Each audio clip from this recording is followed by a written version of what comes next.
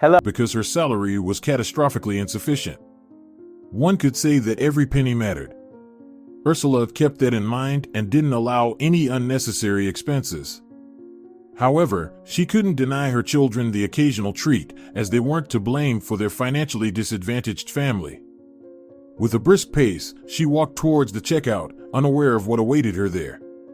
Moreover, her intuition remained silent, even though it usually signaled danger. But no, there were no indications today, and with a calm mind, Ursula rolled her cart to the conveyor belt. To her surprise, the cashier announced the total cost of the purchased items. It turned out that she was a little short on money. The saleswoman grumbled dissatisfiedly, saying, "Sonora, you're holding up the line, let's speed it up."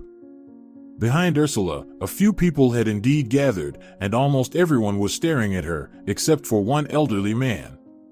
Frantically trying to scrape together all the change from her wallet, Ursula hoped until the very last moment that she would manage to gather the necessary amount. The saleswoman was losing her patience and allowed herself to make a derogatory remark. "These beggars have completely lost their conscience, coming to the store without money." Finally, Ursula realized that she wouldn't be able to pay for the entire purchase and began to hurriedly choose which items to give up. Thoughts raced through her mind, maybe the milk? Or the cookies? But the children loved them so much. No, perhaps I'll give up the porridge. In short, doubts tormented her, and she struggled to decide what to give up. And on top of that, the queue, fueled by the cashier's remarks, started complaining as well. Ursula was ready to leave everything and run away, just to avoid seeing those sideways glances and hearing the spiteful whispers. Tears welled up in her eyes. She barely held herself back from bursting into tears completely. She had come to the store to buy groceries and ended up in this embarrassing situation. Ursula had never before felt so humiliated in front of people. What will they think of me? These were the exact thoughts that crossed her mind. But unexpectedly, something happened that no one expected. That same elderly man from the queue, who had remained reserved, took out his wallet and handed money to the woman. Within a second, the banknote made its way into the cashier's hands, and with a dissatisfied snort, she took the money. It seemed that she couldn't escalate a grand scandal or revel in someone's misfortune. At the same time, she didn't miss the opportunity to taunt. "There's no need to help these scammers," the bitter woman waved her hand, pointing at Ursula. "They're used to living off others and are just waiting for a convenient moment to deceive a trusting person." Ursula felt very ashamed, wishing she could disappear when she was openly called a scammer. Her face turned crimson, and her hands clenched so tightly that her skin almost cracked. If it weren't for the bystanders and the surveillance camera, Ursula would have definitely expressed everything she thought about the woman. Quickly packing the groceries into bags, she thanked the man and headed towards the exit. However, right before the door, she turned around and said, "I will definitely return everything, you can be sure of that." Ursula was truly grateful to this person because he had helped her in a difficult moment and saved her from disgrace. It's unknown how everything would have ended if the stranger hadn't paid the money and stopped the flow of profanities from the cashier, especially considering that she intended to continue humiliating Ursula. Interestingly, no one from the queue, apart from the savior, even lifted a finger to reprimand the insolent cashier. Bending under the weight of the grocery bags, Ursula opened the door and walked outside. Tears continued to flow from her eyes, but she paid no attention to them. Today had turned into a somber day, despite the fact that just an hour or two ago, her mood had been fine. Ursula planned to cook porridge with milk for her children and treat them to sugar cookies with tea. The plans hadn't changed, but her emotional state had become disturbed and gloomy. Meanwhile, after waiting for Ursula to leave the store, the man who had helped her approached the cashier and confidently said, "You should moderate your zeal, my dear. Who do you think you are to allow yourself such behavior? And who are you?"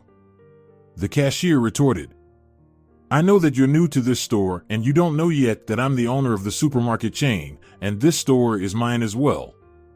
Keep that in mind and behave more decently." At the commotion, the senior saleswoman rushed over and, upon seeing the store owner, immediately fawned.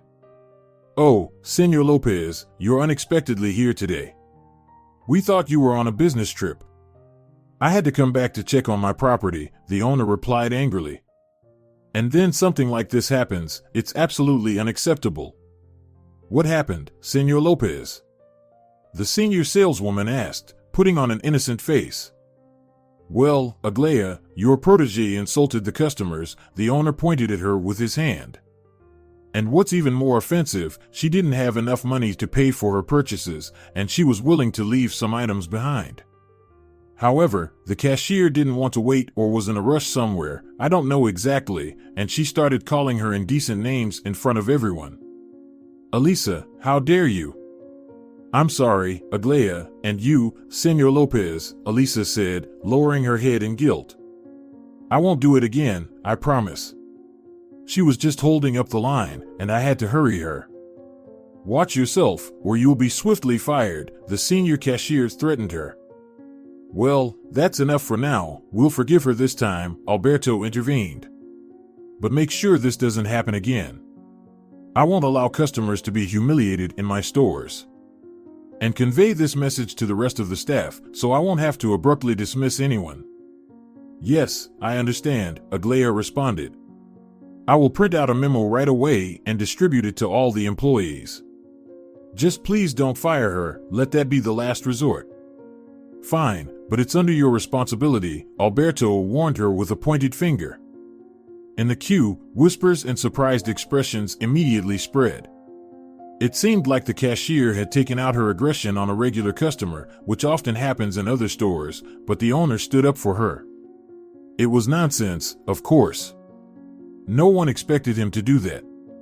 And one could say that Alberto Lopez was a patron or simply a very kind person. Would you like some coffee? I just brewed some, the senior saleswoman kindly offered the store owner. No time, too many things to attend to, Alberto shook his head and left the supermarket. Outside, he caught up with Ursula and offered his help with the bags. Let me help you with the bags. They're heavy, and it's no trouble for me to carry them. Oh, you don't have to, I could manage on my own, Ursula replied with a heavy sigh, but she still handed one of the bags to the man. I'm sorry I didn't introduce myself earlier. My name is Alberto Lopez, he said. I'm Ursula, she replied. Thank you again for your help. If it weren't for you, I would have been consumed by shame right there. It's nothing to worry about. It can happen to anyone, Alberto replied. As Ursula looked at him, she noticed his thinness and pale complexion, but he was dressed respectably and didn't resemble an ordinary person, rather, he seemed well off. Alberto immediately noticed her scrutinizing gaze, and to end Ursula's speculations, he revealed his cards. I am the owner of a supermarket chain, and this is one of them. Are you serious? Ursula asked in surprise. Yes, indeed. I periodically check how my employees are doing. Today I came here, and it seems like it was the right decision to do it discreetly. Well, undercover inspecting your own properties? That's something, Ursula commented with amusement. There's nothing else to be done, Ursula. You always have to keep your hand on the pulse, Senor Lopez said with annoyance in his voice. Otherwise, they'll sense weakness and slack off. I understand, the woman nodded. But rest assured, I will return every penny. Relax, I told you there's no need to return anything, Alberto stood his ground. I don't mind that money, and you managed to fully pay for your purchase. Intuitively, Ursula felt that she shouldn't be afraid of this man and that she could trust him. After all, Alberto acted in a noble manner. Despite the difference in their social status, without realizing it, Ursula opened up to him and started telling him about her life. The store owner attentively listened and nodded sympathetically in response. It seemed like they had found common ground and instantly became good friends. I grew up in a poor family, and from a young age, I knew the value of money, Ursula spoke. We didn't have much wealth at home, so we had to economize on everything. My mother worked as a mail carrier, and my father died due to a workplace accident. Sadly, nobody from the management helped with his funeral. He dedicated many years to that factory, and in the end, they didn't even provide a wreath for his grave. I'm sorry for being so blunt, but it's my habit to speak my mind. At that moment, Alberto let out a heavy sigh and broke out in hives, and Ursula thought he didn't look well. Are you all right? Should I call an ambulance? No, I'm fine, Alberto waved it off. Please, continue. Well, my mother raised me on her own, Ursula nodded. She did everything she could to ensure we had the basics to eat. I won't deny that I didn't have much, and I don't regret having to live that way. It toughened me up. And that's the most important thing. You didn't fear difficulties and didn't give up. Many people I know couldn't find their path in life, and they just sank to the bottom of society. I got married at a young age. That's just how it happened, Ursula continued her story. My husband was a good person, and everyone envied me back then, saying that I had won the lottery of happiness. But for me, it was important that we were compatible in character. Alberto nodded in response and then glanced into the distance, as if he had seen someone. Ursula strained her eyes, trying to see, but there was nothing there. The road ahead of them was empty, as if everyone had vanished in an instant. Shaking his head, as if clearing away an invisible web, Alberto looked at Ursula and said with a smile, I've been listening to you and didn't notice the silence that had fallen. Ah, yes, I also got lost in my thoughts, Ursula nodded. In my marriage to Edgar, we had 4 children. We were the happiest parents in the world. Why are you speaking in the past tense? Alberto cautiously asked. My husband passed away, I'm sorry, Ursula lowered her head and quietly wept. Alberto involuntarily flinched because he thought that Ursula would continue telling him about how they raised their children and cherished every day together. But it turned out that this seemingly delicate woman had experienced a lot of sorrow in her life, and the incident at the store only further crushed her. Oh, if he had known from the beginning what fate had in store for Ursula, he would have immediately put that rude cashier in her place and prevented her from tormenting this poor woman. After a brief pause, Ursula continued talking about her family. Her husband was a construction worker, and his professionalism was highly valued. It was after the birth of their youngest daughter that he started considering changing jobs. Edgar wanted to earn even more. Although they had enough money in the household, he dreamed of having their own house where they could all live comfortably. And it had to have children's rooms and spaces for play and entertainment. With this thought in mind, Edgar decided to go abroad for work. Ursula, of course, didn't agree with the idea, but she didn't openly oppose it. She wholeheartedly trusted her husband, and if he had made up his mind to go, then he must have considered everything. Especially since Ursula herself had long wanted to improve their lives, primarily for the sake of their children, so they would never be in need.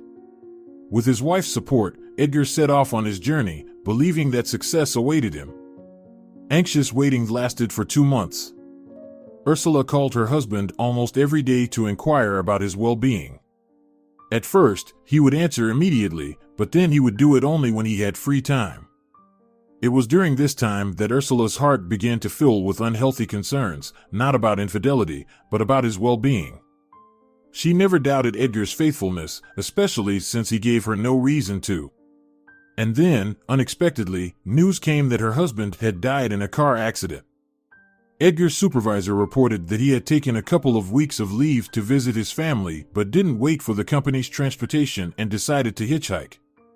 Naturally, all his co-workers tried to dissuade Edgar from this plan, but he didn't want to wait, especially since the company's bus was scheduled to arrive at the site only 3 days later.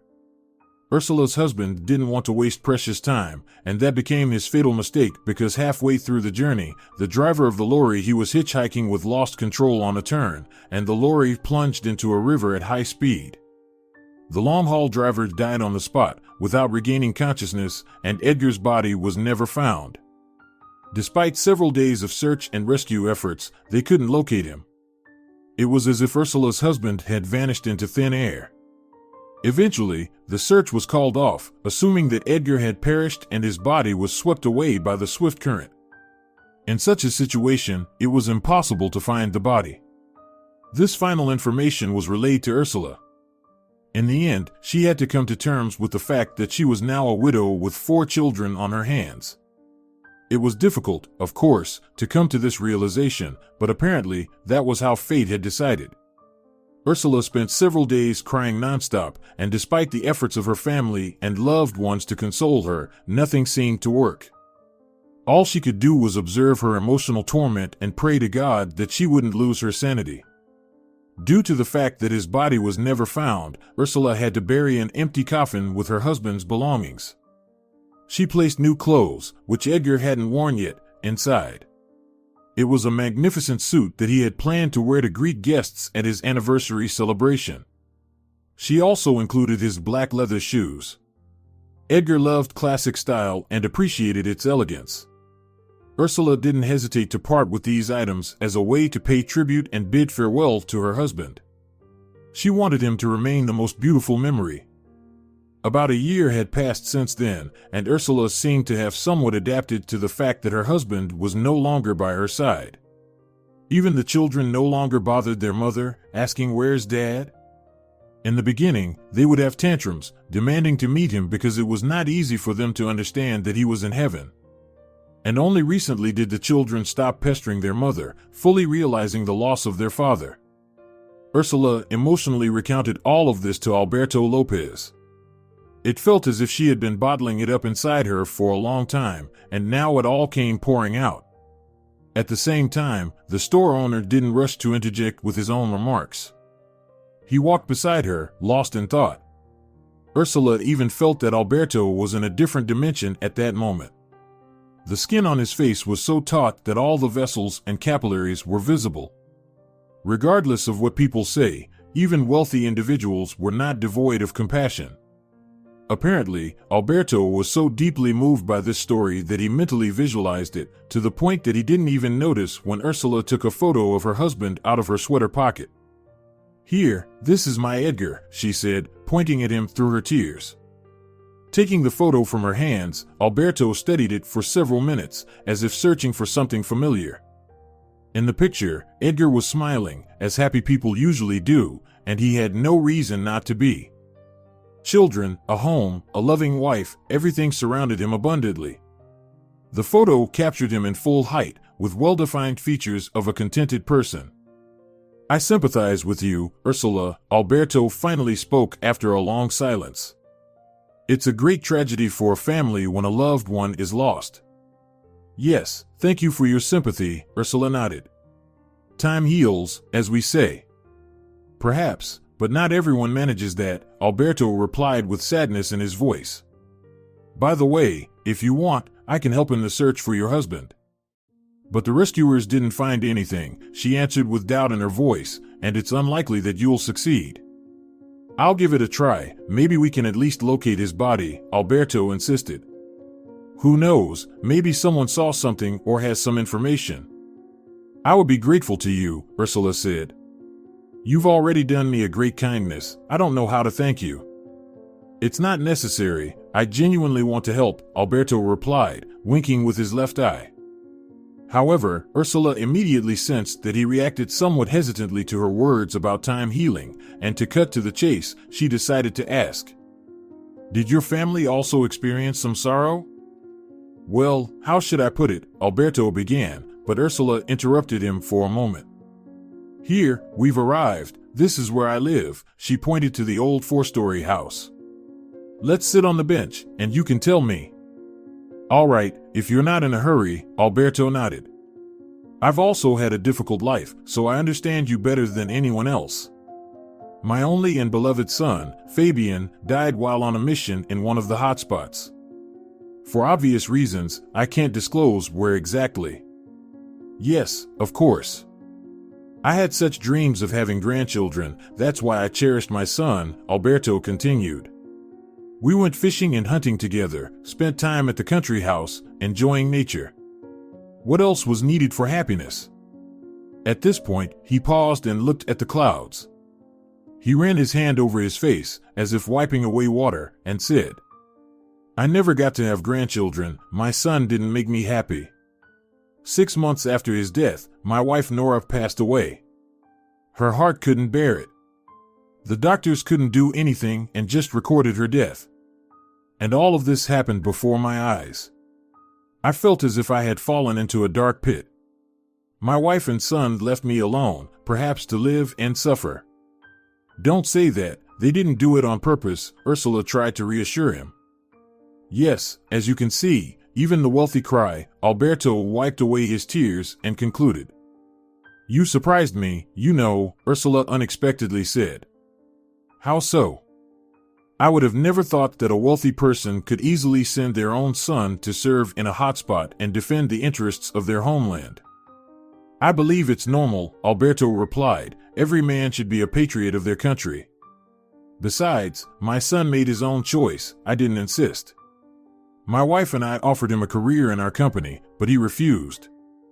Your son was brave and courageous, Ursula added. I would even say responsible and determined. Oh, there was no one like him in that regard, Alberto nodded. Fabian always set goals intelligently, never turned back halfway, regardless of the difficulties. We're having such a heartfelt conversation, Ursula stood up and pointed to the entrance. Would you like to come in and have some coffee? Thank you very much, but with your permission, I'll decline, Alberto replied, shaking his head. Lately, I haven't been feeling well.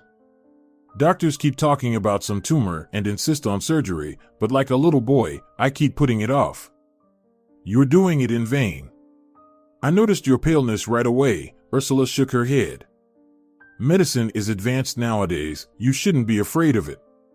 Besides, there are probably options for you with a private clinic. Oh, I'm not afraid, just don't have the time, Alberto forced a smile. And the paleness is due to problems with my blood pressure. It keeps fluctuating, sometimes shooting up, and other times dropping sharply. I take pills, but they don't always help. That's exactly why you need to undergo an examination, Ursula insisted. Well, maybe some other time, if I have the time, Alberto nodded.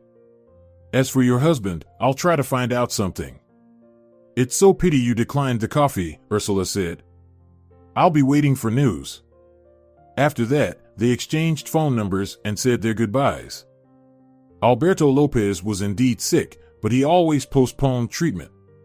He wasn't afraid of doctors, it's just that there was no one to leave his business to, especially now, with the recent incident, where it was necessary to strengthen control even more.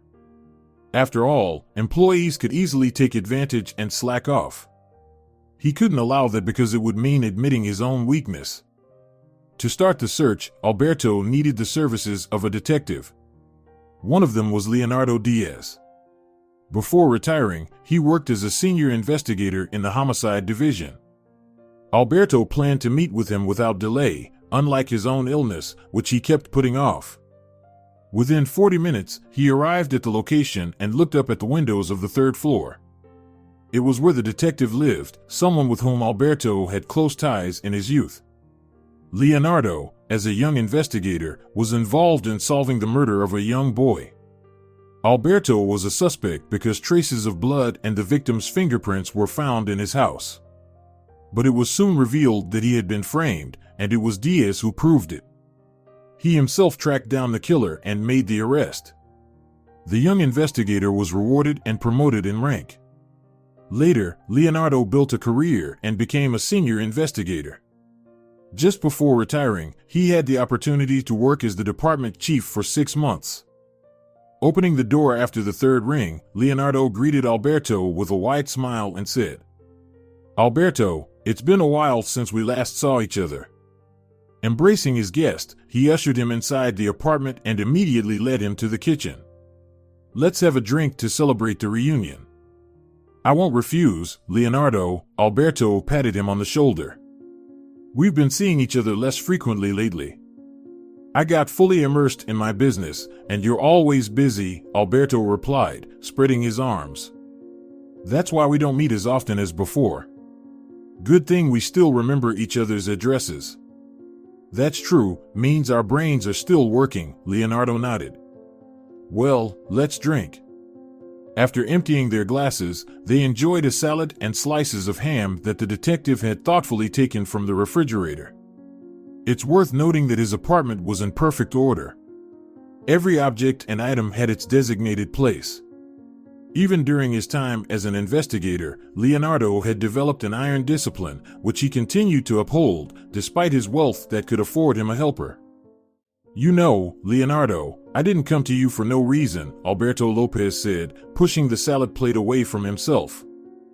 "I already guessed that." "You've always been a secretive person," Leonardo nodded.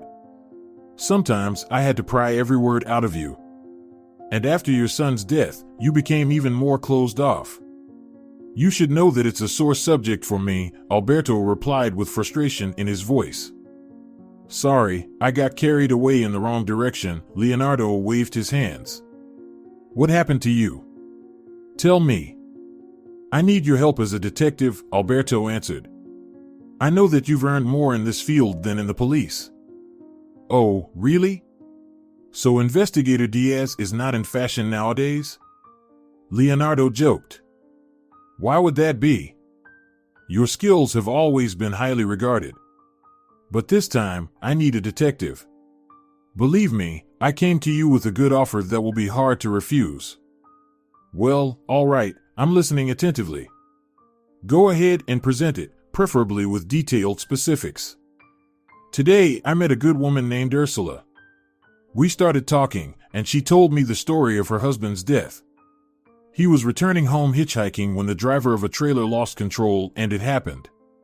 The car fell into the river, the truck's owner died, but they couldn't find Edgar's body. That's what Ursula's husband was called."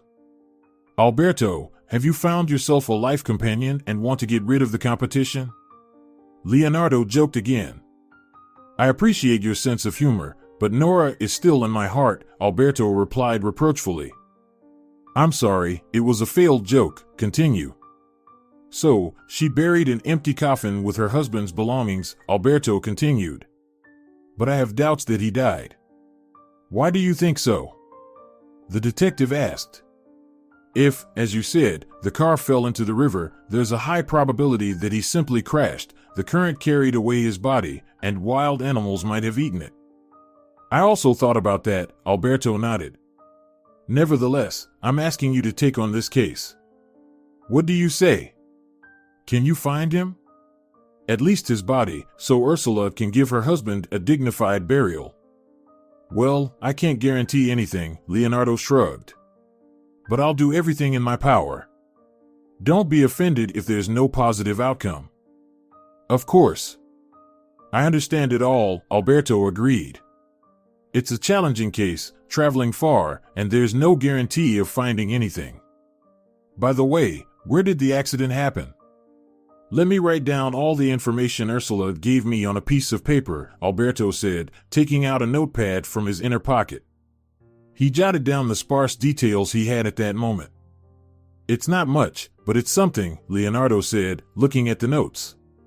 "My deal with one of the clients will be concluded in a couple of days, and then I'll take care of your case.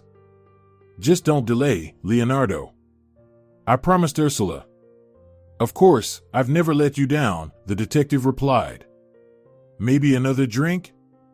"I've had enough. My blood pressure is acting up," Alberto declined. "Once you find this person for me, then we'll have a heartfelt celebration. I'll even bring out a 10-year-old brandy. Consider it done." With that, they parted ways. Alberto went home, and Leonardo started calling his informants. He couldn't refuse to help his friend. After all, after the case when Leonardo literally saved Alberto from prison, a strong bond of friendship had formed between them, and they hadn't wavered from it over the years, no matter how difficult life became. As for Ursula, she was reluctant to believe that Alberto would succeed. Too much time had passed since then, and the rescuers assured her back then that it was all futile.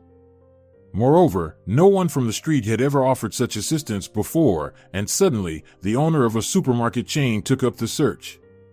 She didn't believe in miracles, especially ones that promised to fulfill any of her dreams. And yet, she dreamed of being by her husband's side again. Although she had already become accustomed to dealing with her difficulties alone, his strong masculine shoulder wouldn't hurt. That's what she thought about, but she understood that the dreams were unlikely to come true. Her husband wouldn't come back to life and wouldn't be the same as before. As Ursula grew more anxious, she expected fewer results from Alberto. Moreover, he didn't give her any encouragement, always answering on the phone when Ursula called him. "I'm searching, be patient." Of course, he could be understood. Alberto would call him periodically, and Leonardo would respond. "Alberto, I've made some progress in this direction. I think everything will fall into place soon." That was more than enough for Alberto to believe in the detective's abilities. Leonardo continued his search, and soon enough, his efforts paid off. He found the missing link in the chain and held onto it like a drowning man grasping at a lifeline. On that day, Ursula was at home because she had a day off. She had planned to spend quality time with her children, but unexpectedly, there was a knock on the door. She wasn't expecting any guests, so she went to open the door with great surprise. In an instant, her face contorted in horror because standing at the threshold was her husband, Edgar. He was pale, noticeably thinner, and there was a crimson scar on his forehead. Overwhelmed with joy that her spouse had returned, Ursula burst into tears and attracted the attention of her children. Within a minute, they all gathered in the hallway as if by magic. Cries and exclamations of astonishment filled the space of the apartment and echoed throughout the staircase. And behind Edgar stood Alberto, smiling. It was clear that his assistance was indispensable. Ursula had doubted him in vain. He had fully lived up to the expectations he had taken upon himself. Edgar entered the apartment, surrounded from all sides by his children.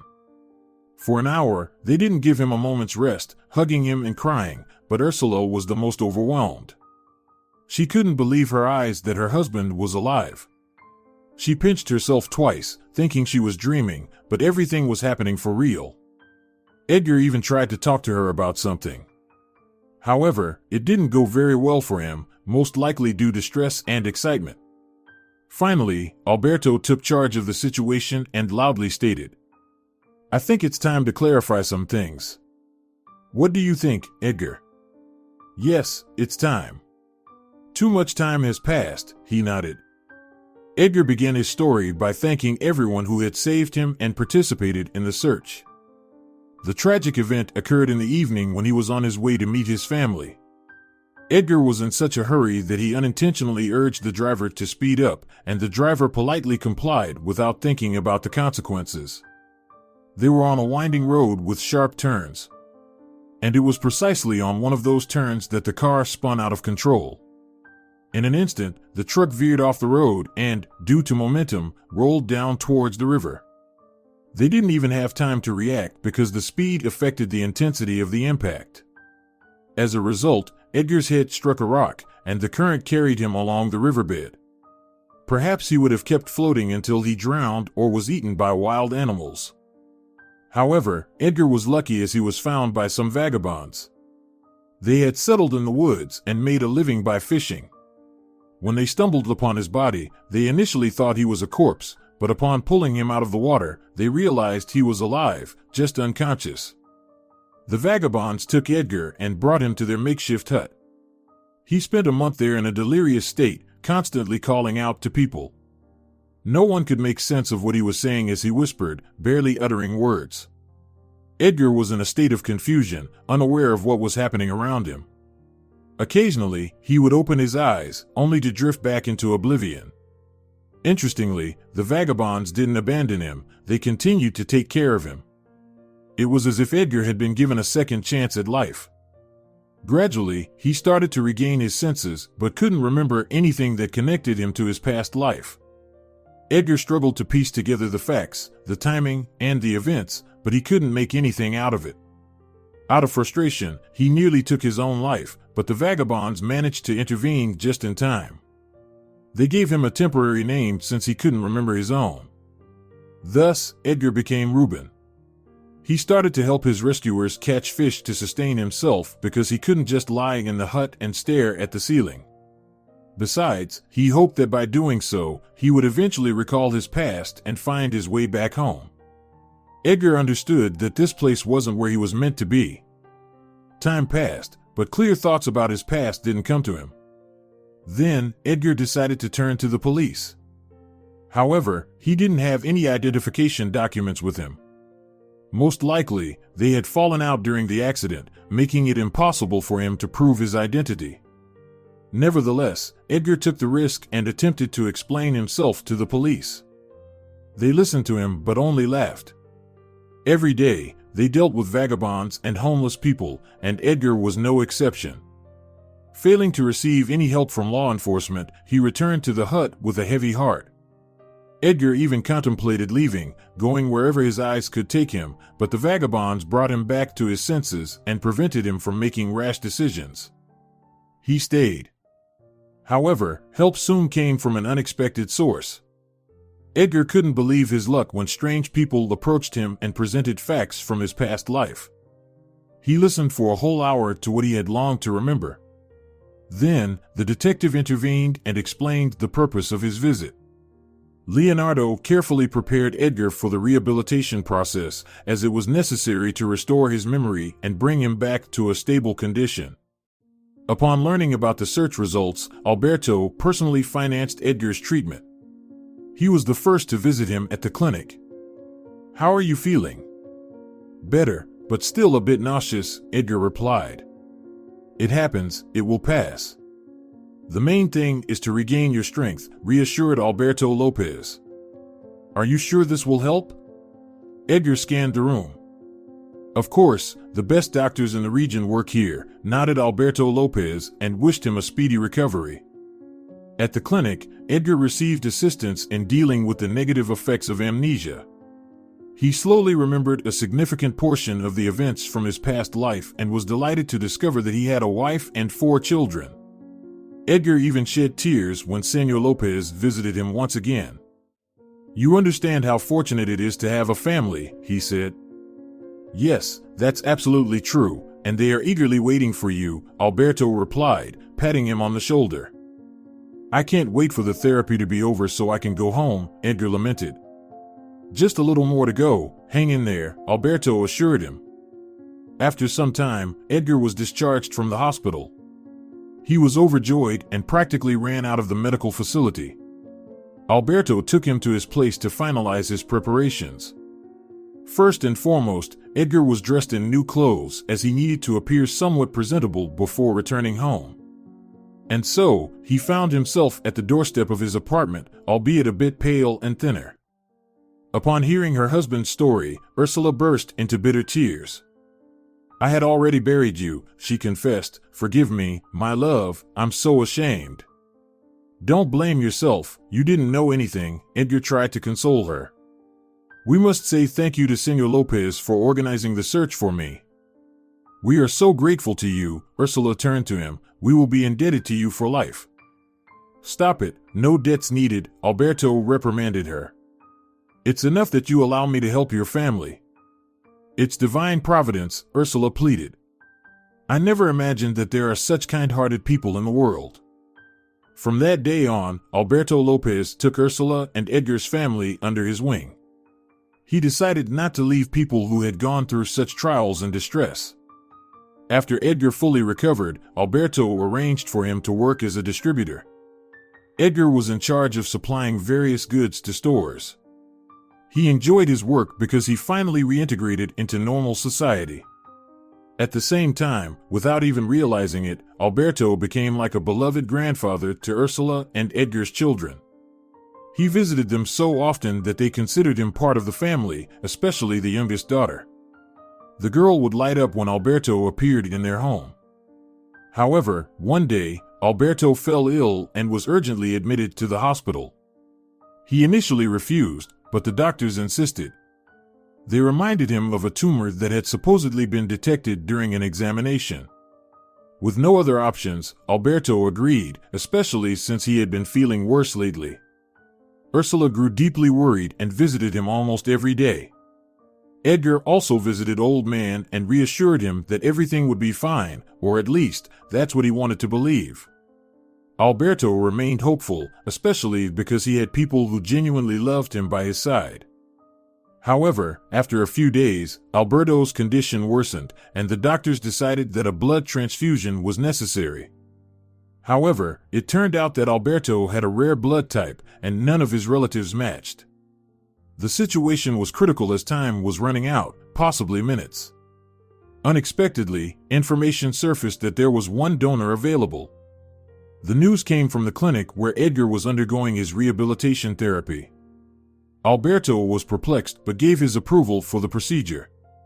The doctor informed him that their blood types were similar in genotype. Alberto couldn't believe that such a thing was even possible. As a result, after the transfusion, he insisted that DNA testing be conducted. All samples were sent to the laboratory for analysis, and they awaited the results. Meanwhile, Alberto began to recover and hurriedly informed Ursula and Edgar about the developments. On the same day, they rushed to the clinic to personally verify and congratulate him. As you can see, medicine truly works miracles, Alberto praised the local doctors. I told you they would help you, Ursula nodded with joy. And most importantly, a big thank you to Edgar, Alberto continued. If it weren't for him, I probably wouldn't be talking to you right now. Oh, come on, I just gave you my blood for the transfusion, Edgar waved it off. And that's what helped, Alberto Lopez replied, raising his index finger. At the same time, he had not yet informed Edgar about the DNA test he had ordered. He couldn't reveal such information prematurely without confirming its truthfulness, so he remained calm. Thanks to the efforts of the doctors, Alberto Lopez felt better with each passing day. He no longer felt fatigued, and the headaches that used to plague him were gone. Finally, the results arrived, and Alberto was greatly surprised to learn that Edgar was his son. But that couldn't be possible. For him, Fabian was the only person he considered as his true family, and he had invested his heart and soul into him. To dispel his doubts, Alberto once again turned to Leonardo, who conducted a new investigation. The facts he managed to uncover were simply shocking. Alberto had just been discharged from the hospital and arrived home to Ursula and Edgar, who were already waiting for him, having prepared a hearty meal and summoned the children. Taking a glance at them, Alberto asked them to follow him to the living room. I have a very serious conversation to have with you. What, didn't they cure you completely?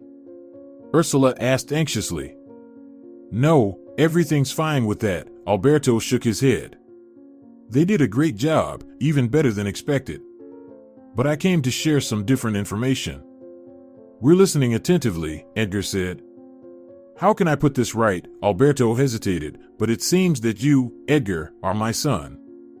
Edgar nearly fell off his chair upon hearing that. He immediately broke out in a sweat, and his face turned red. Ursula's eyes widened in disbelief because she never expected such news. I can't believe it, but how is that even possible? Edgar asked, surprised, as he snapped out of his stupor.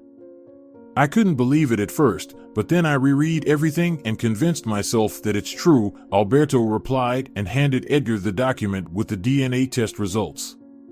Edgar carefully read through it and ran his hand through his hair. Well, this is truly shocking news, indeed, he uttered after a moment of confusion. I'm sorry, but I had to conduct the DNA test, Alberto continued.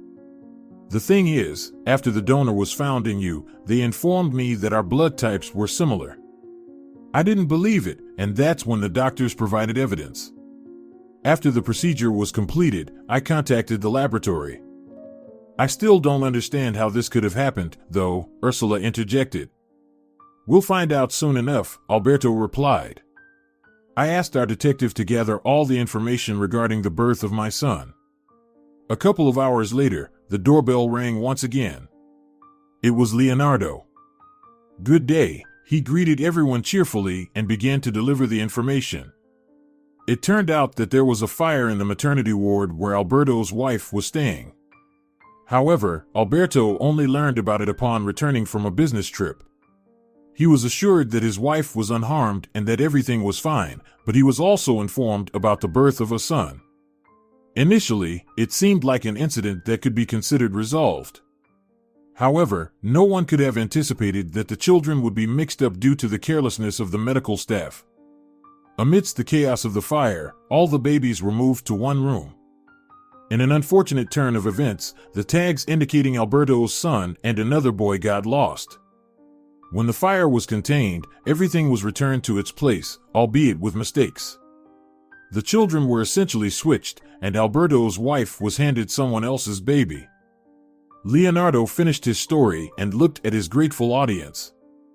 For the first 2 minutes, they didn't react, particularly Alberto, but then he seemed to break through. "So, it turns out that I have been raising someone else's child my entire life?" he asked, astonished. "It appears so," Leonardo replied with a hint of sadness in his voice, "but I don't see anything wrong with that. The important thing is that you considered him your own son." "You're right about that," Alberto agreed, "but it's still a lot to comprehend." "But you poured your heart into him," Ursula supported. "And he was grateful to you for that." "So, Edgar is my only son," Alberto stated, "and I knew nothing about him." "Alberto, it's not your fault," the detective reassured him. "Instead, think about how much happiness you've gained. If someone told me that they found my son, I'd jump to the ceiling." "I am truly happy," Alberto said. "I'm just in a mild state of confusion at the moment." "It's all right, everything will be fine. The important thing is to accept this fact," Leonardo concluded. "Well, it seems like my mission here is done. I have to leave you now." "Thank you so much," Ursula expressed her gratitude. "You've done so much for our family. I will pray for you for the rest of my life. May you have good health and luck." "Honestly, I didn't expect this," Leonardo became flustered, "but thank you too. Alberto, if anything, I'm always available, call me anytime." Alberto nodded in response, and then, when Ursula was seeing off the guest, he finally regained his composure and embraced Edgar in a fatherly manner. Now he truly realized that his own son was standing before him. Tears streamed down the old man's eyes, and he didn't even try to hide them. Edgar, too, was moved, as he had become a witness to significant events in his life for the second time recently. Ursula invited everyone to celebrate this momentous occasion. The reunion of father and son couldn't be left unnoticed. Alberto stayed overnight at their place and slept in the children's room. But before that, he spent an entire hour telling stories to his grandchildren. Now he was their true grandfather, not just a guest, and he could shower them with all his love, which he did. The next day, he invited everyone to his village. There, he had a large house where he would retreat from the noise of the city. Ursula noticed a small structure resembling a chapel and asked him cautiously, "Is it in honor of your wife and son?" "Yes, you're right," Alberto nodded. "I built it right after Fabian's death, and later added my wife's initials as well. They are buried together in the cemetery, and this is our family chapel. I come here to find solace and talk to them."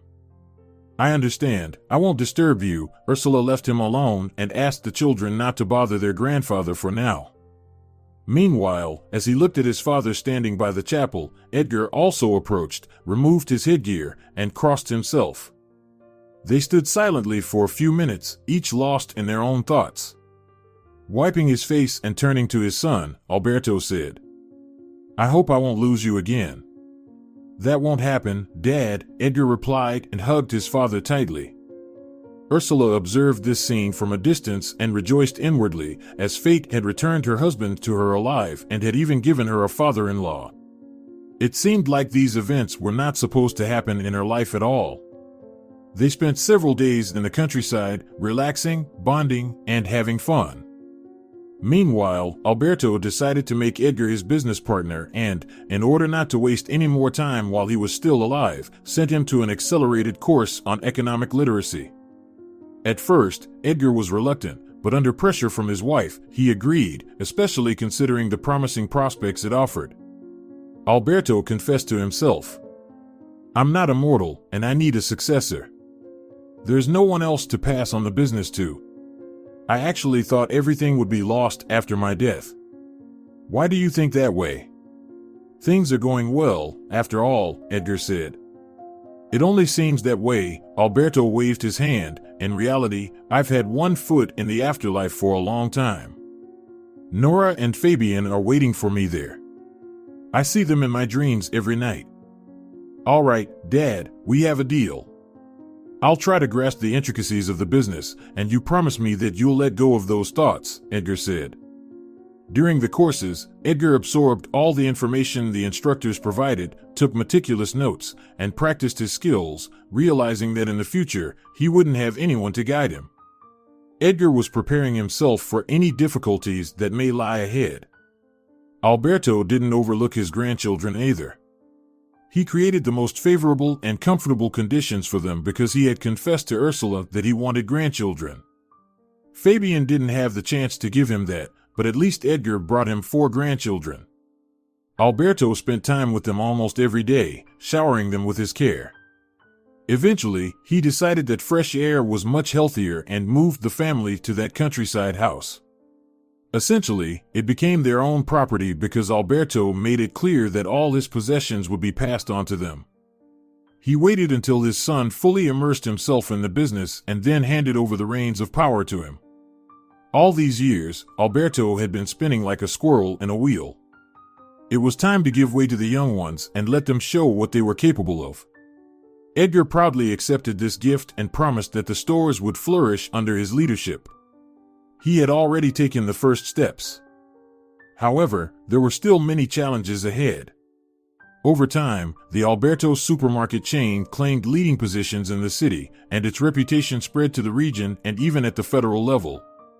Naturally, this led to an influx of investments, and the entire family found themselves in the spotlight.